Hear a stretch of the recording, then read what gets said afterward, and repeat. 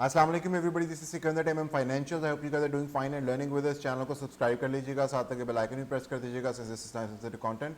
Video के description में तमाम लिंक्स मौजूद हैं, फेसबुक, ट्विटर, इंस्टाग्राम। इसके अलावा वेबसाइट और व्हाट्सएप ग्रुप भी है, यू कैन ज्वाइन इन। वहाँ पे टाइमली मैनर में न्यूज़ आर्टिकल और रिसर्च आर्टिकल्स वगैरह शेयर किए जाते हैं, so that you can take inform decision in the market. So jumping into the weekly on KC100। Weekly में मैंने आपको प्रीवियसली बताया था कि हमारे पास वीकली क्लोज अगर इस दफ़ा नीचे हो जाता है तो there might be another candle जो हमारे पास नेक्स्ट वीक की ओपन हो और that can kick in with the volume to the down side. हमने ये रेजिस्टेंस के तौर पे क्लोज कर दी है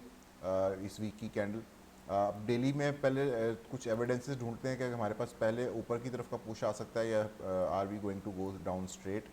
तो उसमें हमारे पास जो डेली टाइम है, मैंने आपको उसमें बताया था कि हमारे पास 1, 2 और 3, इन तीनों पॉइंट्स के साथ हमारे पास इस पॉइंट में डाइवर्जेंस मौजूद है, phantom hidden bullish divergence on the RSI and as well as on the MACD histogram. और ऑसिलेटर में भी हमारे पास डाइवर्जेंस मौजूद है। उसमें डाइवर्जेंस हमारे पास वो कंफर्म हो चुकी हुई। अब हमारे पास 21 एक्सपोनेंशियल के अंदर मैंने आपको बताया था कि पुश आ सकता है along with the retest of this structure, ठीक है। और अगर इस स्ट्रक्चर के ऊपर क्लोज होते हैं तो हमारे पास ये जो एक ऊपर से एक ट्रेंड लाइन आ रही है capturing all the spike highs जो कि लोअर हाइज हैं, लेकिन स्पाइक हाइज में उसमें हमारे पास एक बम्प भी आ सकता है अगर हमारे पास 21 एक्सपोनेंशियल के ऊपर क्लोज मिलता है तो। फॉर नाउ किसी भी किस्म की बुलिश डाइवर्जेंस जो है हमारे पास यहाँ पर जो कि कंफर्म हो चुकी हुई ऑलमोस्ट, अगर उसमें कंटिन्यूशन आती है तो कंटिन्यूशन आप उसको 21 एक्सपोनेंशियल के ऊपर से ऊपर क्लोज होने के बाद उसको ज़्यादा जो है आप कह सकते हैं कि you should provide it a chance after closing it on above the 21 exponential moving average, क्योंकि अगर उसके नीचे क्लोज रहती है तो this is just going to be another spike back above, या आप कह सकते हैं कि एक snapback move into the 21 exponential moving average with no continuation. So continuation के लिए 21 exponential moving average के ऊपर close ज़रूरी होगा on the daily time frame.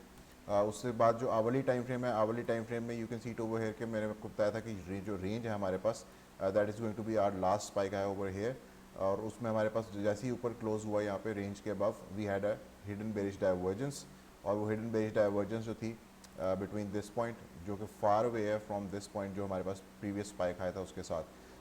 इसमें और इसमें बहुत ह्यूज किस्म की हिडन बेरिश डाइवर्जेंस कंफर्म हुई अलॉन्ग विद दिस कैंडल। इस कैंडल ने इस कैंडल को रिट्रेस किया और वहाँ पे हमारे पास लोकल हाई कंफर्म हुआ and hence we got the move to the down side. अभी हम दोबारा नो ट्रेड जोन के अंदर है। छोटी सी एक सपोर्ट है 50 सिंपल मूविंग एवरेज की, लेकिन ये इतनी कोई जो है ज़बरदस्त सपोर्ट साबित नहीं हो सकती क्योंकि इसका जो पॉस्चर है मूविंग एवरेज का दैट इज़ डिक्लाइनिंग पॉस्चर और इस टाइम फ्लैटनिंग डिक्लाइनिंग पॉस्चर के अंदर खड़ी हुई है। तो उसमें हमारे पास जब भी मैं आपको बताता हूँ कि मूविंग एवरेजेस शार्प डिक्लाइनिंग या शार्प इंक्लाइंड पॉस्चर के अंदर हो तो ज़्यादा अच्छी सपोर्ट और रेजिस्टेंस साबित होती हैं। जब फ्लैटनिंग पॉस्चर में हो या ऑलरेडी डिक्लाइनिंग पॉस्चर में हो तो वो ज़्यादा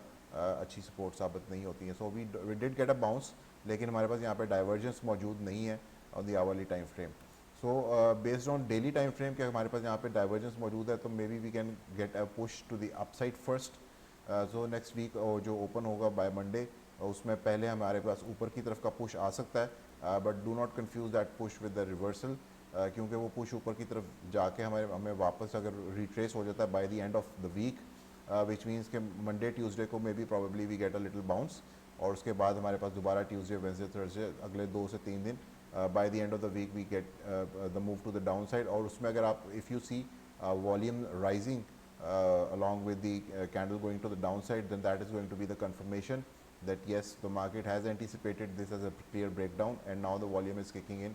और उसमें मार्केट जो है फिर मज़ीद नीचे की तरफ टम्बल डाउन करती चली जा सकती हैं। तो उसमें वीकली में मैंने आपको जो दिखाना था प्रीवियसली कि हमारे पास जो मार्च 2020 लो से जो एक मैक्रो पिक्चर फॉर्म हुई हुई है यहाँ पे से, उसमें अगर आप इसको फिबोनाची से रिट्रेस करें ऑन अ बुलिश स्केल तो हमारे पास जो 0.618 है दैट लाइज एट 35,451 पॉइंट्स। और जिस तरह के मैं आपको हमेशा बताता आता हूँ कि जो फिबोनाची जो यूज़ करते हैं उसमें हमारे पास जो पॉइंट अगर हम नीचे से ऊपर की तरफ रिट्रेस कर रहे हैं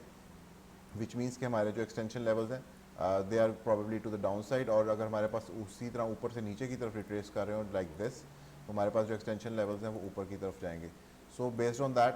अगर आप इसमें जो मेन चीज़ मैं आपको बताना चाह रहा हूँ वो ये कि हमारे पास कोई भी जो मूव चल रहा हो, जिस तरह की यहाँ पे एक मूव है उसमें जो रिट्रेसमेंट है वो 0.618 तक बुलिश रह सकती है। After 0.618 we can go bearish on this whole move और उसके बाद फिर 1:1 रेशो और 0.786 जो है वो ओपन अप हो जाती है। सो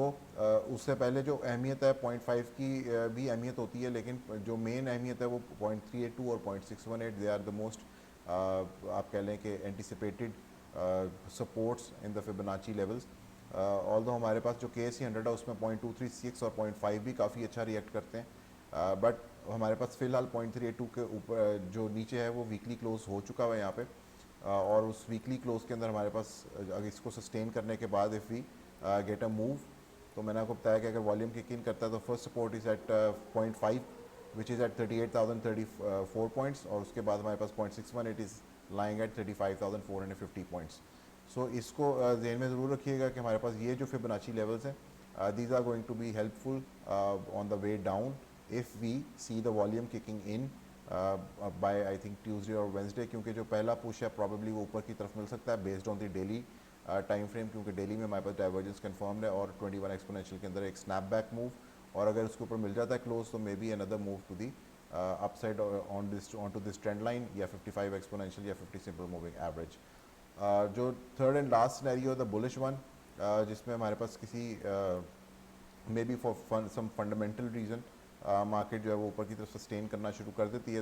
इन दैट केस हमारे पास वीकली क्लोज जो है वो वापस 200 सिंपल मूविंग एवरेज के ऊपर वही सिनेरियो रहेगा कि अगर हम वापस ऊपर क्लोज कर जाते हैं तो उस सिनेरियो के अंदर हमारे पास this can be called a bear trap in the future. लेकिन फॉर नाउ दो क्लोजेज हो चुके हैं कंसेक्टिव वीकली के below the 200 simple moving average, और उसको हमने रेजिस्टेंस के तौर पे रीटेस्ट भी कर लिया है, so maybe another retest as a resistance and then we can continue to the downside, so be very careful about it। इसको आप रिवर्सल से कंफ्यूज मत कीजिएगा, अगर हम मार्केट ऊपर भी जाती है वेट फॉर द क्लोज, क्योंकि अब बात जो है डेली डाइवर्जेंस की वजह से थोड़ी सी कन्फ्यूजन है सिर्फ, और वो कन्फ्यूजन सिर्फ 1-2 दिन की रह सकती है, मंडे ट्यूसडे प्रॉबेबली, और अगर उसमें हमारे पास यहाँ से रिजेक्शन हो जाती है on the from the daily time frame then yes weekly में भी वही रिजेक्शन कंटिन्यू हो जाएगी और दोबारा जो है वो वॉल्यूम के साथ प्रॉबेबली मार्केट कंटिन्यू करेगी टू द डाउन साइड, और उसमें आपके पास first telltale signs once again यही वाले मौजूद हैं, break to the upside of this level. ठीक है, ये हमारे पास वही लेवल है 40,540, और नीचे वाला जो लेवल है that is going to stay the same at 39,658। बाकी जो लोग इंटरनेशनल मार्केट्स के बारे में जानना चाहते हैं उनको मैंने प्रीवियसली बताया था, कल तो खैर मैं वीडियो नहीं बना सका, सो उससे डे बिफोर दैट मैंने बताया था कि आपको कि जो रात 11 बजे फंड रेट्स आने थे इंटरेस्ट रेट्स, और उसमें 75 बेसिस पॉइंट्स की एक्सपेक्टेशन थी, वही आया 75 बेसिस पॉइंट्स ही आए हैं। 100 आते तो of course market would have tumble down, और 50 आते तो काफ़ी ज़बरदस्त किस्म की रैली भी देखने को मिल सकती थी, लेकिन 75 थे तो एक छोटी सी जो पहले से कंटिन्यू करती आ रही थी रैली, उसी में एक छोटा सा एक परसेंटेज गेन हुआ, आई थिंक 2-3% इन S&P 500। सो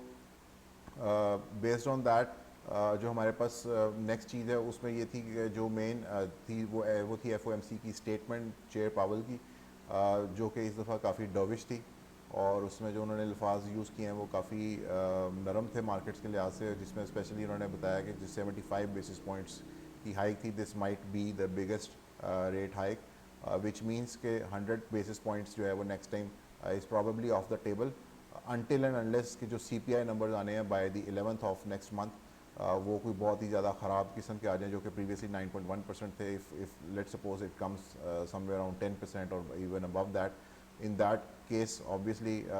जो फेडरल रिजर्व है that they would have to consider once again कि 100 बेसिस पॉइंट्स की तरफ इंटरेस्ट रेट जो है वो हाइक करें, लेकिन फॉर नाउ